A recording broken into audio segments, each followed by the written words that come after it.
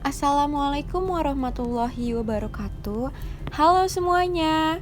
Jadi dalam kesempatan kali ini saya ingin mempresentasikan dan menjelaskan tentang materi kesetimbangan kimia yang telah saya buat dalam bentuk PPT. Pertama-tama izinkan saya untuk memperkenalkan diri. Perkenalkan, nama saya Winona Dian Banuati, biasa dipanggil dengan Ona, dari kelas 11 MIPA 3 absen 37.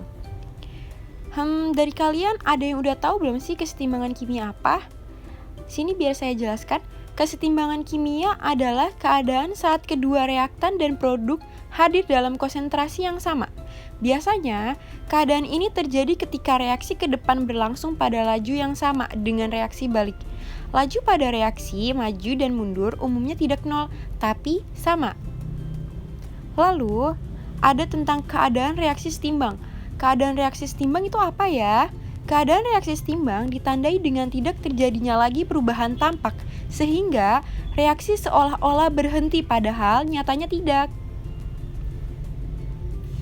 Lalu ada penjelasan tentang kesetimbangan kimia.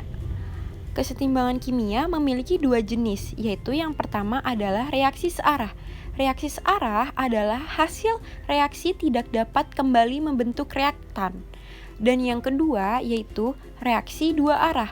Reaksi dua arah adalah dapat dikembalikan ke keadaan awal sistem sebelum mengalami suatu proses. Lalu ada catatan penting yang perlu kalian ketahui. Jika reaksi dua arah atau bolak-balik ini dilakukan dalam ruang tertutup, maka akan terjadinya reaksi kesetimbangan kimia. Nah, yang perlu kalian ketahui tentang lambang kesetimbangan kimia. Itulah mengapa lambang atau simbol dari kesetimbangan adalah panah dua arah seperti yang ada di gambar PPT ini, atau biasa disebut simbol reaksi bolak-balik. Ada rumus dari kesetimbangan kimia. Yang pertama, itu adalah Kc sama dengan A pangkat A dikali B pangkat B per C pangkat C.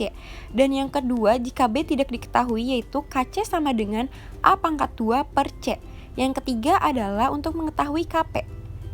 Untuk mencari Kp, Kp sama dengan P pangkat A kali B pangkat B dikali B per P pangkat C dikali C. Dan yang terakhir atau yang keempat, ini jika B tidak diketahui, yaitu Kp sama dengan P dikali A pangkat 2 dikali B dikali 3 per P pangkat 2 dikali A.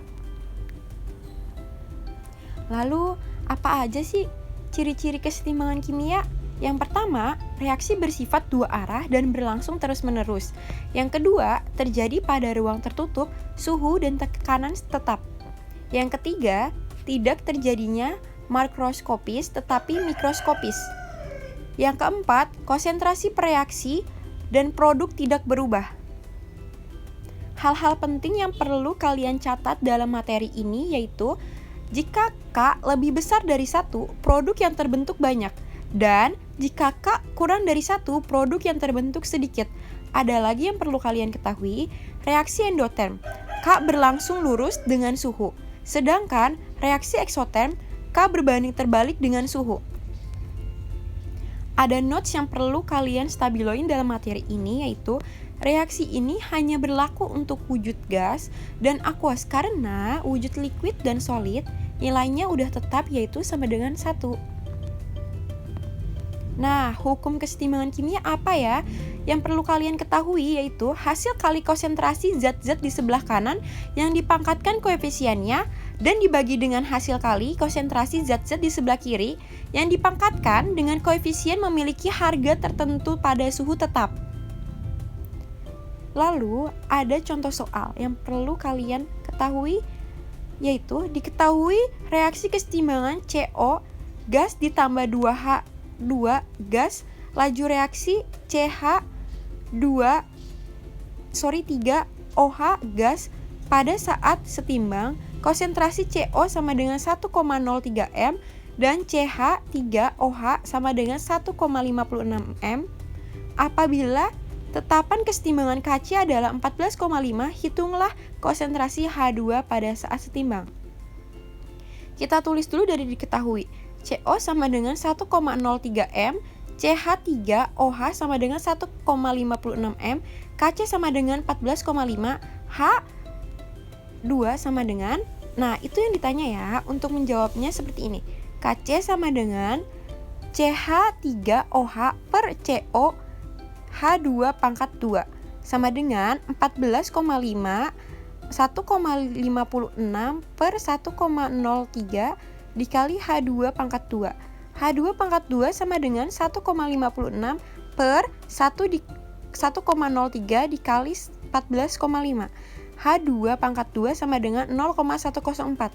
Jadi H2-nya sama dengan akar 0,104 sama dengan 0,322 meter. Jadi koefisien H2 adalah 0,322 meter. Oke, sekian presentasi dari hasil PPT saya. Jika ada kurangnya mohon dimaafkan karena kesempurnaan yaitu milik lagu Rizky Febian. Thank you very much for your great attention, ladies and gentlemen. Assalamualaikum warahmatullahi wabarakatuh. See you the next vlog.